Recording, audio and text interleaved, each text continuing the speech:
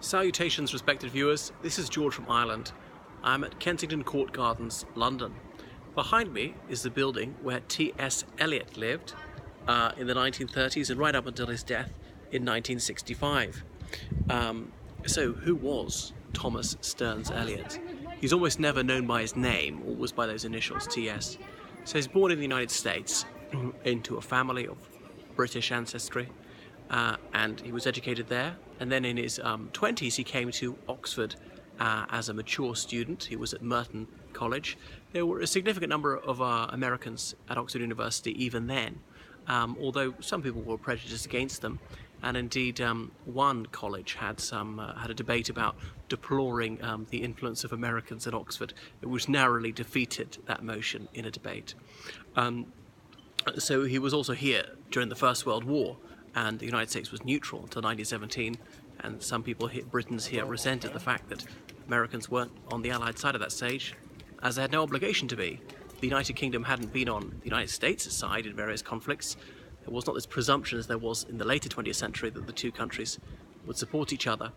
Anyway, Eliot, he was later a teacher in various schools here in London. One of his pupils was later Sir John Betjeman, poet laureate. So perhaps Betjeman's excellence in poesy may have come from his early contact with Eliot.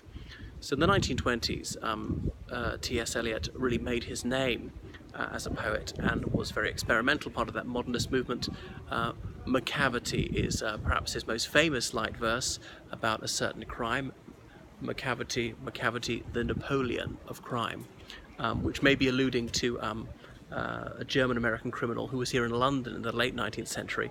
I shan't tell you his name, who famously robbed a gallery on Bond Street and lived very well, was notorious, was known about, but they could never quite prove it was him.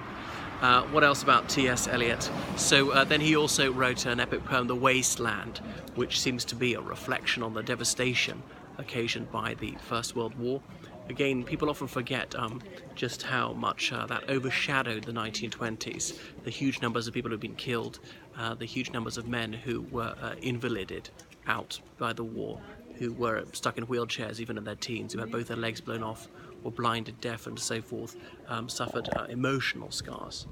And mass unemployment in the 1920s, very straitened budgets for governments because of the war debt.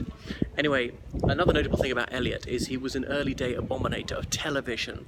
He thought it had a deplorable effect on young children, took them away from books and proper play and real activities. There he was. But anyway, it was to no avail. He was a Canute against the tide when it came to television. So he died here and is indeed buried in the United Kingdom. So although he was American, he spent almost his entire adult life in this country.